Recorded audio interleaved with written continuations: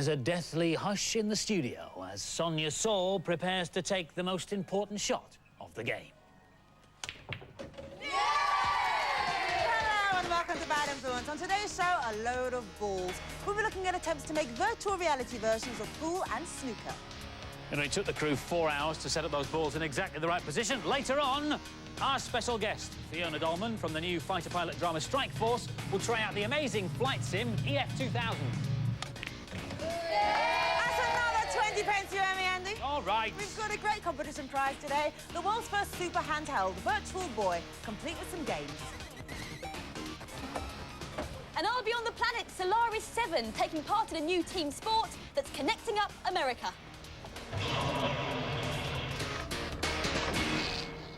This is the newest type of pool table. The L shape in the extra pocket changes the way you play the game, but the rules are the same as normal pool.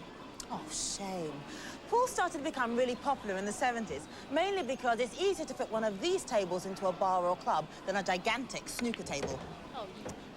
But if pool tables are still too big for your game stream, there's always computerised pool. This is one of the first games ever for the Sinclair ZX Spectrum. It's called Pool. It was released in 1982 and used a top view of the table because it made it easier to calculate the position of the balls, but it wasn't very realistic and it just didn't catch on. Faster computers like the Atari ST here led to better pool games. This is 3D pool, the first attempt at a pool game with a real player's view. The ball motion still wasn't very realistic. Not too surprising because the balls are a bit jagged. Also, calculating how each ball moves takes loads of computer power, which meant the balls jerk around rather than roll. The first game that got it right was Jimmy White's Whirlwind Snooker for the Atari ST and Amiga. It was the first real snooker simulator. Crafty programming tricks gave it all the elements of real play. You even had to chalk your cue to play a trick shot. And speaking of cues, cue Sonia. Thanks, Andy. This is the state-of-the-art computer pool simulator, virtual pool on the PC CD-ROM. The game allows you to look at the table from anywhere in the virtual pool room. The motion of the balls was modelled by NASA scientists and is very realistic, and the game comes with an animated history of pool, playing tips and a truckload of trick shots. You use the mouse in the same way that you'd use a cue. Just pull it back and push it forward to hit the shot. The harder you move the mouse, the more powerful the shot. So, Fiona, you've been playing on this for a while. What do you think of it? I think it's absolutely brilliant. It's a great game. The best thing about it is that you can do these trick shots. Right. See, watch this. Oh, very impressive. So I suppose you do prefer this to the real game? Most definitely, I think, yes. Yeah, but it takes a lot to beat the clicking of the balls, the feeling of the bays underneath your fingers, the ecstasy of putting that 8-ball and the agony of giving your money to Sonia every time you lose. Our main review this week is the new PC game Command & Conquer. It's set in the traditional bleak future, the world's remaining superpowers battling it out for control of Tiberium, a vital new mineral. You choose to fight for either the goody-goody Global Defence Initiative or the nasty Brotherhood of Nod, then begin the task of wiping your enemies from the face of the Earth. Initially, you're equipped with a few tanks and a small amount of troops, but as more missions are completed, an arsenal of exotic weapons becomes available. Everything can be controlled by simple point and click, ensuring that your commands are speedily carried out. With detailed graphics, real-time action and a chance to play the baddies, could Command & Conquer at last be a war game that isn't boring? Here's Sahel. This is not your typical war game. It's not just mindless shooting. You need to use a lot of strategy to play it properly. I'm in the middle of a game here, and the tanks I've just selected, I've decided to send south to collect that bonus crate. Up in the north here, the guys in red, who are the opposition, are invading my Tiberium fields, so I have to destroy those. Here, I'm going to build a barracks, but I'm not sure where I should place it at the moment. I think I'll put it next to that construction site. Once you've actually built your barracks, it enables you to get more men and train them up to do what you want them to do. There's all sorts of different soldiers. I think I'll choose a grenadier. He's almost done now, and there he is, ready to be sent into battle. Unit lost. I've just selected my units to protect my base, which is under attack by the Red Army there. They've got tanks and rocket launchers, whereas I've only got a few foot soldiers, a couple of rocket launchers and a motorbike. So to be honest, it doesn't look too hopeful from where I'm standing. This is where the strategy element of the game comes into play. You can control your units individually or as a group, which is good so you can focus your attacks. The best thing about this game is the two-player option. The only snag is you need a friend who's got a copy of the game and a PC. At first, the action may seem a little slow and the terrain a little daunting, but it's definitely one worth sticking with. Once you're into the gameplay, you just won't want to put it down. I could sit and play this for hours. It just feels like you're conquering the world. It was so engrossing. It's a really good game. The graphics and soundtrack are excellent. The gameplay is really challenging, and overall, it's an excellent war game. And the scores for Command and Conquer are conquering 5 from both the boys and the girls. So 5s all round for Command and Conquer, which is the first time it's happened this series at least. What was your favourite bit? I think the fact that you can actually, as well as move like the whole army or the whole fleet, you can move each little man on his own and send him on his own little mission. I quite like that. That's good, isn't it? Hours spent hunched over a computer screen playing strategy games can be a bit sad and lonely. But it doesn't have to be that way, as Violet now reports from Los Angeles. Right, let me see now. Energy chocolate bar, crisps, I think that's enough. Drink in case I get thirsty. Plasters, in case I get any injuries. I think that's it. Have you guessed yet? Oh, yeah, I must limber up.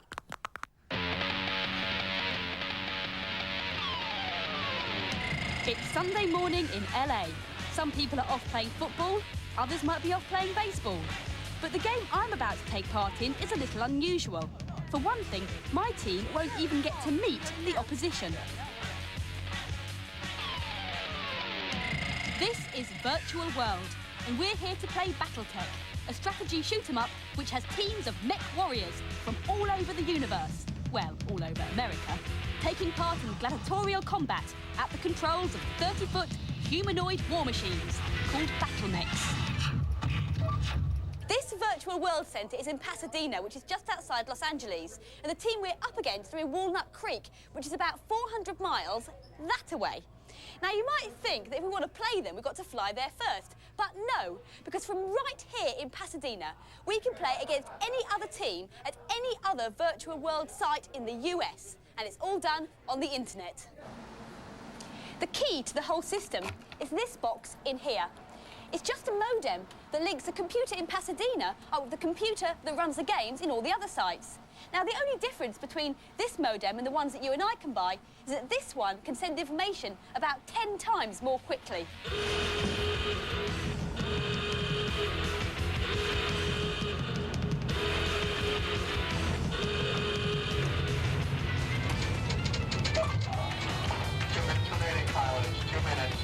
Both teams are ejected into the drop zone, and then it's kill or be killed. Of course, the idea is not to die. When you get another battle mech in your sights, the name of the pilot comes up on screen, so you can identify your own team from your enemies. That's Gypsy on the Walnut Creek team. Time to blast. Mikey, you're too far away. You gotta come back here. Come back to the fight. The great thing about this game is the tactics. You can help out your teammates and let them know if they're in danger. And you can also gang up on an injured opponent. Thunderbear only has one leg. This green one's got one leg. I'm going to get him. Yes! Yes! Whoa! Rick, where are you? Coming in off the drop zone right now. We keep the pod doors open to make it easier to communicate.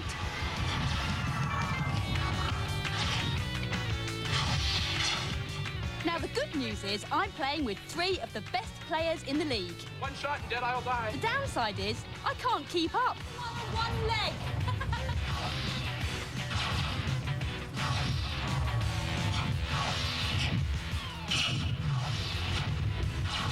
How's the team doing, Rick? Who won? Ah, looks like we lost. And this is the last bit of technical wizardry, a video phone, so you can see and talk to the team you're up against face to face. Actually, on the line now, I've got Gypsy, who I reckon I hit quite a lot. Hey, Gypsy, are you there? Yes, I am. Hello. Hi. Now, how did I do? You did extremely well. Yeah, I think so. You heard it from him. This is Violet Berlin and Gypsy reporting in Pasadena and Walnut Creek for Bad Influence at Virtual World. By the way, girls, please don't think that these virtual world centres are just for spotty, geeky guys. Violet did report when she was in LA that she noticed there were loads of girls there too, so it is one for everybody. And you can now try the virtual world experience here in the UK. They've just set up a site at the Trocadero Centre in London. They haven't got an internet link yet, but they're hoping to have that up and running next year. So look out for a UK challenge to the Pasadena champions. and they're about to launch a completely revamped game. We sneaked these shots out of a computer graphics show in America. It's called System 4, and the pods will have new sound units with more subwoofers and tweeters than you'd find in a box full of dogs and a crate of canaries. And there's been a very stylish overhaul on screen as well, with the blocky old-style graphics replaced with a crisp new 3D look. System 4 is scheduled to arrive in the UK early next year, but now some more of this week's releases reviewed by our expert panel. Rayman is out now on the PlayStation and Jaguar and soon to be released on the Saturn. Like most heroes, our flexible friend has to defeat the baddies and free the captives. The story so far, the evil Mr. Dark has stolen the Great Platoon, a mystical calming power source, and has imprisoned all the good guys. Here with the Jaguar version is Angela. The first 2 levels are a walkover, far too easy, but as you progress, the game becomes much harder. He's a cute, lovable little character, and the aim of the game is to guide him through each level, finding the Electoons and setting them free. It's a very big game, there's over 60 levels in it. This is a difficult bit, but one good point is that you can collect power-ups, which enable you to add to his abilities, like his helicopter hair. Another good feature is the save game option. I just couldn't put this game down, there's so much going on. It's a real challenge and fun with it. Even though the graphics are the best I've seen on any platformer, there are no features which make it stand out. The character is quite comical, with his helicopter hair and his detachable hands. But for me, the gameplay is a bit slow, and it becomes boring after a while. And the scores for Rayman. The boys only an average 3, but the girls liked it a bit better and gave it 4. Gentlemen, start your engines. Wheel Spin on the Amiga is out next week. There are 4 types of cars to choose from and 8 different drivers. But will this send you racing to the shops or round the bend? Here's Ben. A racing game with miniature cars isn't very original, but the ability to beef them up with extras is a nice feature. This is the 2-player mode. It's very hard to see where you're going because of the split screen. Where racing on the ice track, it's very hard to control. One of the useful tactics is to knock off your opponent, especially if you're behind. There are 4 different kinds of cars, but I don't think it makes much difference which car you're using. It's very slow compared to some of the recent racing games on the Amiga. One of the few things I liked was the shop, which allows you to customise your car. If you want a good overhead racing game for the Amiga, I suggest Super Skid Marks or Micro Machines, not this. The gameplay is okay, but the controls are a bit too sensitive, and the sound is boring. The awkward controls make it difficult to handle the vehicles. This game could have been so much better. And the scores for Wheel Spin, not a runaway success. Both the boys and the girls gave it a 2. If you've ever wanted to be like Tom Cruise in Top Gun but couldn't quite afford the plane, then this game is probably the nearest to it you're going to get. EF2000 places you in the cockpit of the futuristic Eurofighter in the skies over Norway, where, rather conveniently for your Top Gun ambitions, a war has broken out. The game can be played as a complex simulator, or, for those without a degree in aeronautics, a simplified arcade-style game. Your missions involve shooting down planes, bombing ships, even busting dams. Oh, watch out, Fiona, you're going to crash! One of the game's most innovative features is the virtual cockpit, which means with the mere flick of a switch, you can survey the surrounding environment for inbound bogies, check your controls, or even look at your knees. The software is so realistic that NATO's going to use it to train its real pilots with. And to make the experience complete for Fiona, we've given it a full flight control system. We've got rudder pedals, a high-tech throttle control, and this funky joystick, giving her a total of 17 buttons to play with. So, Fiona, what do you think of it? Ooh. Well, it's great. The main difference with this one and the RAF one that we used on the show was that you can actually see the countryside. You know, you can see the land, which is brilliant. And also the seat and the vibrations. It makes you feel like you're doing the real thing. So all right. So tell me about Strike Force then. What's it about? It's basically about a group of fighter pilots and navigators who are supposed to be the best in the RAF. And they're brought together for a training mission, and basically they want to select a squadron who are going to be the NATO task force and sort of respond to world disasters, that kind of thing. And what's your role? I'm playing Flight Lieutenant Sarah Kite, who is the only female pilot out of all of them, so it's a great part. Right, well, you can catch her on Strike Force on October the 14th. And if I practice... Maybe I could be a Top Gun too. Come on, come on, come on, come on, come on. You nearly crashed. There's some more, there's some more. So yeah, yeah, okay, come on. Right, No, Girls, you're so aggressive. You've been playing too many war games. You need to be calm and gentle like me. If you're hot, sweaty and irritable, you need advice from a cyber hippie like Violet. Some people say that computer games make you antisocial, negative and aggressive. Well, those people should just go away and let us chainsaw monsters to death in peace. Anyway, I found something that should keep those people quiet.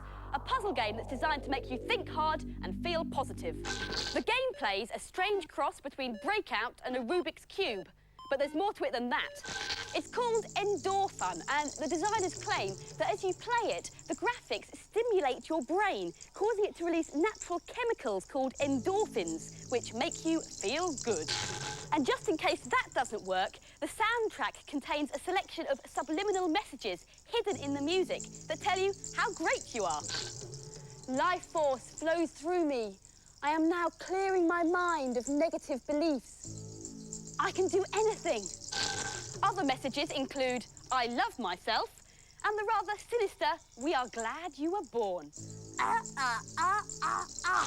Just the thought of being fed all those secret messages makes me feel distinctly queasy.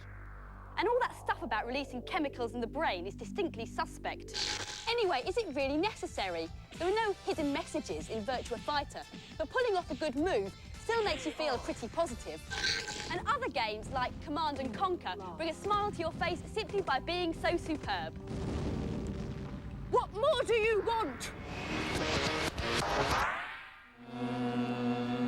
Yeah, from a virtual girl to a virtual boy. Oh, Andy. Great. Yeah, great. This strange-looking device is the Virtual Boy. It's the successor to the Game Boy, and it's like a super handheld with a difference. All the games are in 3D. Inside the headset are two high-resolution monitors, one for each eye, showing their own picture of the game in red against black, and it's having two pictures that produces the 3D effect. Now, at home, you're watching in 2 dimensions, so you'll have to take my word for it, but the 3D is really very effective. There's a great feeling of depth when you play the games. This is a tennis game with Mario, Yoshi and all his mates, but there are tons of others. There's a shoot-'em-up called Red Alarm, this terrific pinball game called Galactic Pinball, and Teleraboxer, a brilliant boxing combat game. Why are all the games in red? Well, apparently red is the colour that puts the least drain on batteries. Weird. This is one of only a few Virtual Boys in the country at the moment, and the rumour that reaches us is they're not going to release it over here at all. So this could become a collector's item, and in fact, we're giving it away this week as our competition prize. The competition question: 3D stands for 3 dimensions: height, width and length. But what is the 4th dimension? Is it A, space, B, depth, or C, time? Phone in your answer on 0891 800 300. That's 0891 800 300. The call will cost you no more than 25p. The lines will stay open till midnight on Sunday, but do please get permission from whoever pays the phone bill before you dial. And we always check to make sure you have. And remember, you can't win if you don't ask permission. Now, last week's competition prize was count them, 2 PlayStations with a 2-player lead and games. And we asked what was the name of the very first video game. The name was Computer Space. Now, we had over 15,500 entries, but the winner is Andy Crabb from Newport in the Isle of Wight. Well done, dude. 10 runners-up get Bad Crew T-shirts, and their names are running across the screen as I speak now. Remember those trick shots you mentioned on Virtual Pool? Well, this is just one of them. Oh, yes, here we go. Hold on.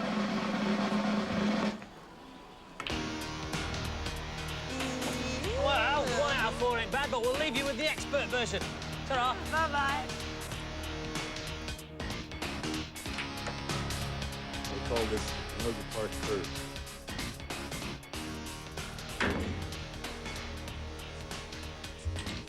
This is called the butterfly shot. We're going to make the 1 ball in the left-hand corner, 2 ball in the right-hand corner, 3 ball on the left-hand side, 4 ball on the right-hand side, 5 ball in the lower left-hand corner, 6 ball in the lower right-hand corner.